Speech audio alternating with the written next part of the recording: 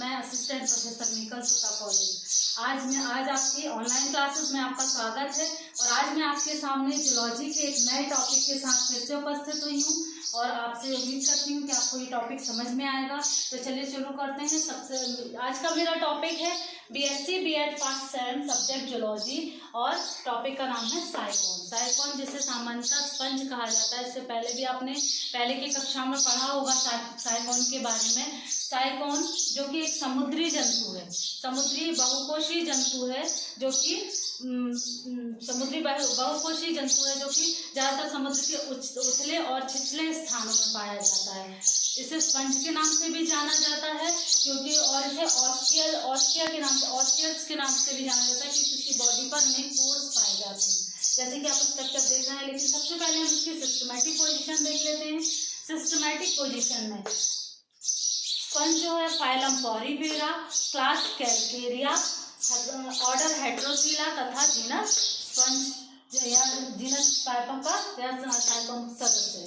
ठीक है, इसके बाद हम इसके एक्सटर्नल फीचर्स की तरफ आते हैं। एक्सटर्नल फीचर में सबसे पहले इसका जियोग्राफिकल डिस्ट्रीब्यूशन देखते हैं। तो यह ज़्यादातर अटलांटिक महासागर या फिर समुद्री प्रदेशों में ज़्यादातर पाया जाता है। इसे सामान्यतः कलश स्पंज या अर्न स्पंज के नाम से भी जाना जाता है, कलर या क्राउन स्पंज के भी नाम से जाना जाता है। तो कलश स्पंज के नाम से इसलिए जाना जाता है कि इसकी पूरा से कलश के समान होता है। ये देखिए पूरा स्ट्रक्चर इसका कलश जैसा दिख रहा है, तो इसे कलश स्पंज कहते हैं। और क्राउन स्पंज इसलिए कहते हैं क्योंकि इसके बाहर सिरे पर एक मुकुट के समान झालरदार रचना होती है, ऑस्टियल फ्रिंज की बनी हुई झालरदार रचना होती है, जिसके कारण ये क्राउन के समान या मुकुट के समान दिखाई देता है। इसलिए इसे क्राउन स्पंज के नाम से भी जाना जाता है। ज़्यादातर या चूंकि इसमें लोकोमोटरी ऑर्गन्स नहीं पाए जाते हैं, इसीलिए समुद्री स्थानों पर, छिछले स्थानों पर किसी भी बेस सबस्ट्रेटम जो बेस होता है किसी भी आधार के पास ही चिपक कर अपना जीवन निर्वाह करता है या अपना जीवन निर्वाह करता है।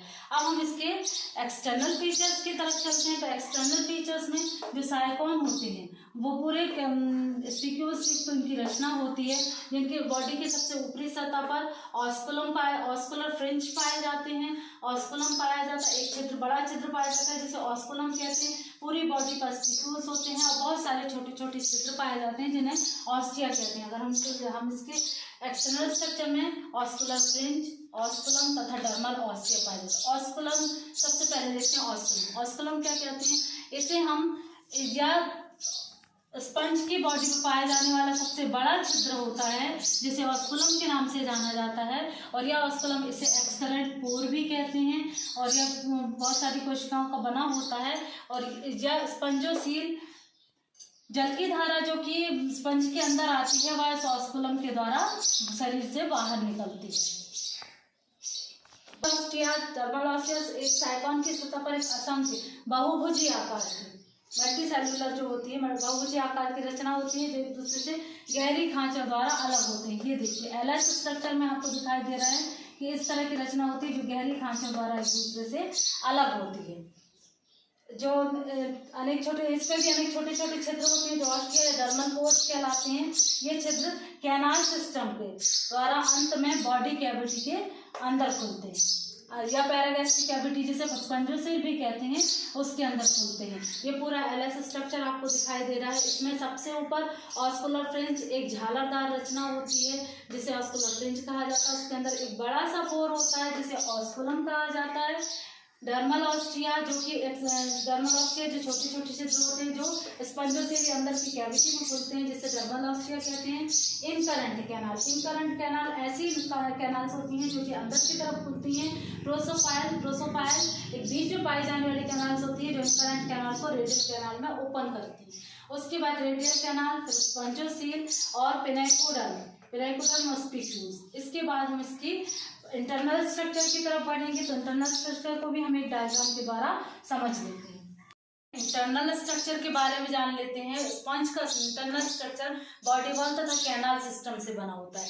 बॉडी वॉल जो कि डिप्लोब्लास्टिक होती है, अर्थात ये 2 स्तरों की बनी होती है और दोनों स्तरों के बीच में एक खाली स्तर पाया जाता है। इसका पहला स्तर पिनेकोडर्म या जिसे एक्टोडर्म भी कहते हैं, एक्टोडर्म या पिनेकोडर्म कहलाता है। और दूसरा जो आंतरिक स्तर होता है वो कोएनोडर्म या फिर एंडोडर्म कहलाता है। पिनेकोडर्म फिर से टू पार्ट्स में डिस्ट्रीब्यूट होता है, एक है एक्सोपिनेकोडर्म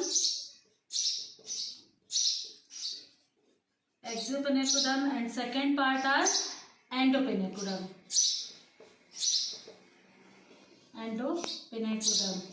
पिनेकोडर्म की जो पिनेकोडर्म या फिर एक्टोडर्म की जो कोशिकाएं होती हैं वो चपटी होती हैं, बहुभुजाकार होती हैं और उनके बीच में एक केंद्रक पाया जाता है। ठीक है, इसके बाद भी जब ये दो भागों में डिस्ट्रीब्यूट होती हैं तो इसका पहला भाग एक्सोपिनेकोडर्म कहलाता है और सेकंड भाग एंडोपिनेकोडर्म कहलाता है। एक्सोपिनेकोडर्म ये कोशिकाएं ऑस्ट्रिया तथा ऑस्कुलर को छोड़कर स्पंज की शेष संपूर्ण सतह को ढकती हैं। एंडोपिनेकोडर्म साइकोन की इनकरेंट कैनाल की स्पंजोसील के अंदर का स्तर बनाती हैं। उसके बाद आ जाते हैं हम एंडोडर्म या सेकेंड जो है एंडोडर्म या कोएनोडर्म। एंडोडर्म या कोएनोडर्म इसे स्पंजोसील भी कहते हैं। और एंडोडर्म जो होती है वो कहाँ पाई जाती है? एंडोडर्म का स्तर कोएनोसाइट या कोशिकाओं का बना होता है। ये परस्पर कटी अंडाकार होती है, शेप में ये रोल शेप होती हैं और इनमें प्रत्येक कोशिका आधार पर दो प्रवर्धन द्वारा मेसेनकाइम में मजबूती से धसी रहती है। प्रत्येक कोशिका में के केंद्र में ये देखिए एंडोडर्म जो है उसका इंटरनल स्ट्रक्चर देखें तो एंडोडर्म में प्रत्येक कोशिका जो होती है अंडाकार होती है, प्रवर्धों के द्वारा धसी होती है और इसके अलावा प्रत्येक कोशिका मजबूती से ढकी होती। प्रत्येक कोशिका में एक केंद्रक पाया जाता है, सेंटर में एक केंद्रक पाया जाता है। केंद्रक के अलावा दो संकुचनशील धानियां फूड वैक्यूल्स पाए जाते हैं और फूड वैक्यूल्स जो कि फूड को रिजर्व करने का या फूड को अपने पास सुरक्षित रखने का काम करती हैं। और इसके अलावा रिजर्व फूड भी इसी में रहता है। ब्लीफेरोप्लास्ट पाया जाता है, राइजोप्लास्ट पाया जाता है और इसके अलावा साइटोप्लाज्म इसका जो बीच में पूरे जो कोएनोडर्म का स्तर है वो साइटोप्लाज्म होता है, साइटोप्लाज्म पाया जाता है। इस प्रकार से ये कोएनोडर्म जो होती है वो स्पंजोसील का आंतरिक स्तर बनाती हैं। मतलब बाहरी जो स्पंज का बाहरी स्तर जो है वो पिनेकोडर्म के द्वारा बनता है और आंतरिक स्तर जो है वो कोएनोडर्म के द्वारा बनता है। अब आते हैं हम मेसेनकाइम की तरफ। यह रंगीन चिपचिपे, ये जो बीच का खाली स्तर होता है, यह रंगीन चिपचिपे जिलेटिन जैसी रचना होती है जो एक्टोडर्म एंडोडर्म को जोड़ने का कार्य करता है। और इस प्रकार सीक्रेशन में कोएनोडर्म एंडोडर्म या कोएनोडर्म से मैट्रिक्स में विभिन्न प्रकार के स्पिक्यूल्स या कोशिकाएं पाई जाती हैं। स्पिक्यूल्स जो मेसेनकाइम का स्तर होता है, इसमें बहुत सारी कोशिकाएं पाई जाती हैं जिनका कार्य अलग अलग संरचना के अनुसार अलग अलग कार्य रहते हैं। जिसमें जैसे थीसोप्लास्ट कोशिकाएं हैं और भी कई कोशिकाएं पाई जाती हैं। कुछ भोजन को आरक्षित रखने का कार्य करती हैं, कुछ भोजन को बचाने का कार्य करती हैं। इसके अलावा कुछ स्पिक्यूल्स पाए जाते हैं जो कि स्पंज के अंतःकंकाल का या स्पंज के स्केलेटन का निर्माण करते हैं। अब हम इसके बाद इसके कैनाल सिस्टम की तरफ बढ़ेंगे। तो कैनाल सिस्टम में निम्न पार्ट पाए जाते हैं: ostia, incurrent canal, prosopyle, radial canal, apopyle, spongocoel. इनसे मिलकर इनका पूरा कैनाल सिस्टम बनता है। मोस्टली जो होता है, ज़्यादातर जो परीक्षा में जो क्वेश्चन आता है वो क्वेश्चन ज़्यादातर आता है कि साइकोन का कैनाल सिस्टम समझाया था, साइकोन के नाल तंत्र की रचना कीजिए, तब हमें ये पूरा कैनाल सिस्टम डायग्राम के साथ समझाना पड़ता है। तो जरा ध्यान से देखिएगा कि कैनाल सिस्टम किस प्रकार से, जल की धारा कैनाल सिस्टम में किस प्रकार से प्रवेश करती है, किस प्रकार से निकलती है, जल की धारा प्रवेश करने से निकलने तक क्या प्रोसेस होती है, वो मैं आपको डायग्राम के द्वारा बताती हूँ। स्पंज के कैनाल सिस्टम को हम डायग्राम के द्वारा निम्न प्रकार से समझ सकते हैं। जैसे कि मैंने आपको अभी बताया था कि कैनाल सिस्टम में incurrent canal, prosopyle, radial canal, apopyle और उसके बाद स्पंजोसील और ऑस्कुलम पाए जाते हैं। सबसे पहले इनकरेंट कैनाल को देखते हैं। जो डर्मल ऑस्टिया रहते हैं, एक्सटर्नल स्ट्रक्चर बताया गया था, उसमें जो डर्मल ऑस्टिया रहते हैं, इनकरेंट कैनाल कोर मेम्ब्रेन से आश्रित रहती है। कोर मेम्ब्रेन के द्वारा डर्मल ऑस्टिया इनकरेंट कैनाल होती है। इनकरेंट कैनाल आपको दिखाई दे रही है बीच में। इनकरेंट कैनाल जो कि बाहर से अंदर की तरफ खुलती है और अंदर एक अंतनाल के रूप में समाप्त हो जाती है। और ये इनकरेंट कैनाल जो होती है वो पिनेकोडर्म कोशिकाओं, पिनेकोडर्म सेल्स जो होती है, इसकी बाहरी लेयर पिनेकोडर्म एक्सो और एंडोपिनेकोडर्म सेल्स से बनती है। और ये इनकरेंट कैनाल प्रोसोपाइल, बीच में जो आपको स्ट्रक्चर दिखाई दे रहा है प्रोसोपाइल के द्वारा ये रेडियल कैनाल है। सेकेंड पार्ट प्रोसोपाइल कहलाता है, जो कि सेकेंड पार्ट प्रोसोपाइल कहलाता है। Incurrent canal interior cellular part के द्वारा रेडियल कैनाल खुलती है।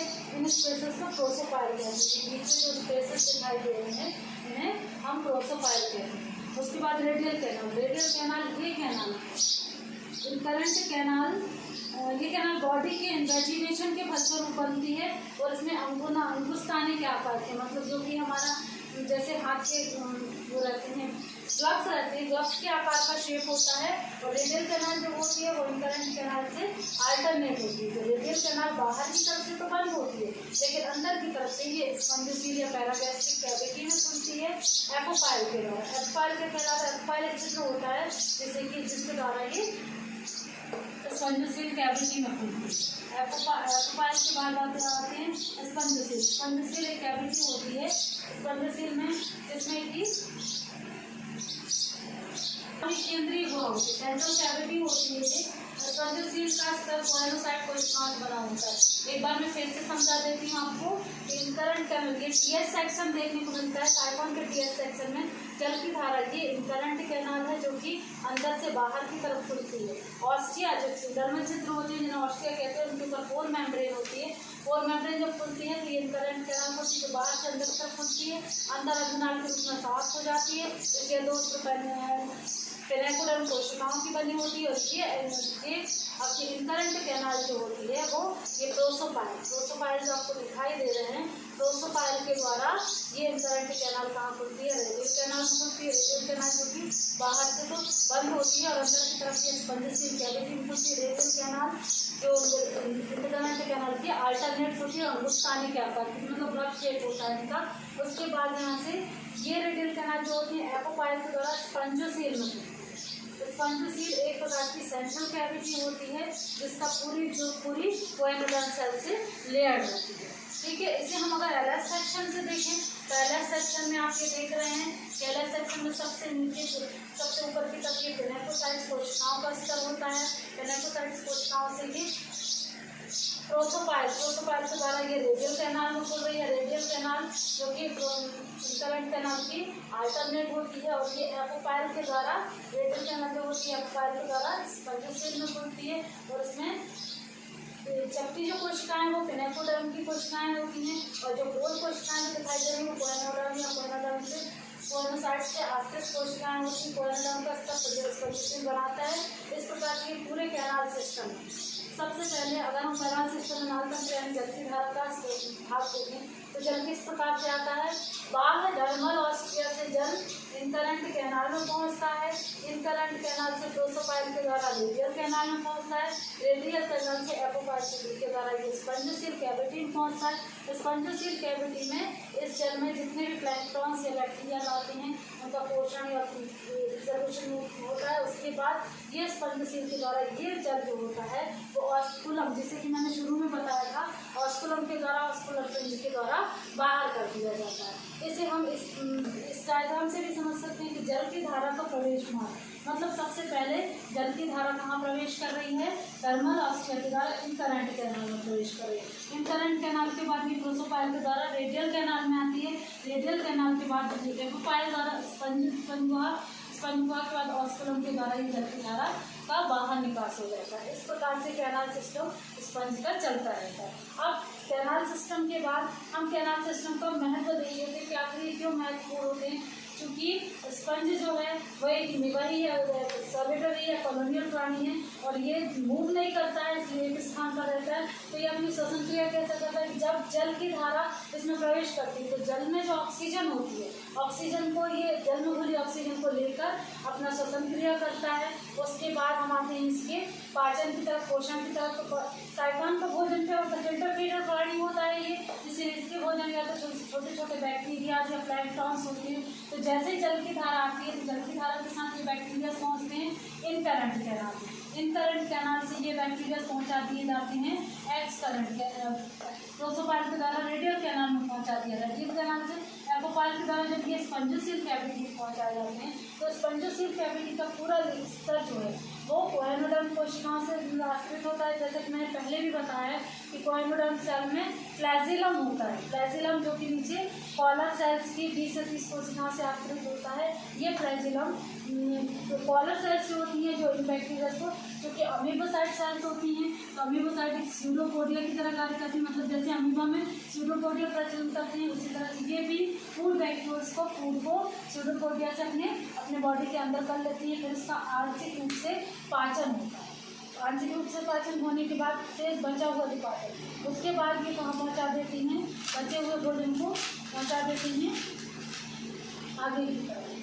जो होते हैं फूड बैक्टीरिया के रूप में स्यूडोपोडिया बनाकर भोजन कणों को फूड बैक्टीरिया के रूप में निगल लेती हैं कोएनोसाइट सेल। उसके बाद डाइजेस्टिव फूड बैक्टीरिया पहले अम्लीय तथा बाद में अम्लीय क्रिया होती है, फिर बाद में क्षारीय क्रिया होती है। जैसे कि पाचन क्रिया में समानता होता है, पाचक रस कोशिका द्रव्य के फूड बैक्टीरिया में डाला जाता है, जिसके ट्रिप्सिन, इमाइलेज, लाइपेन तथा एंजाइम पाए जाते हैं। ये प्रोटीन, स्टार्च, वसा को पचाने का कार्य करते हैं। कीट कोशिकाओं में भोजन का आंशिक पाचन होता है। मतलब स्पंडोसील में जो कीट सेल्स होती हैं, कोएनोसाइट्स में कीट सेल्स होती हैं, उनका भोजन का थोड़े रूप में पाचन तो हो जाता है। बाकी का बचा हुआ जो भोजन होता है, बाकी का बचा हुआ भोजन मीसेंकाइम में स्वतंत्र रूप से घूमी हुई अमीबिक सेल में चला जाता है। अमीबिक सेल में जाने के बाद इसका पूर्ण पाचन हो जाता है। मीसेंकाइम की अमीबिक कोशिकाएं लीसोसाइट्स को बचे हुए भोजन को ग्लाइकोजन या ग्लाइकोप्रोटीन के रूप में भविष्य हेतु संचित, मतलब फूड प्रिजर्वेशन। मैंने कोएनोसाइट सेल में बताया था कि उसमें फूड बैक्टीरिया या रिजर्व फूड होता है, जो ग्लाइकोप्रोटीन के रूप में अमीबिक कोशिकाओं द्वारा ये भोजन संचित कर लिया जाता है। अब जो भोजन अनपचा या जो काम का नहीं रहता है, वो भोजन इस जल की धारा के साथ ऑस्मोलम के द्वारा बाहर कर दिया जाता है। इस प्रकार से इनका पाचन पूर्ण होता है।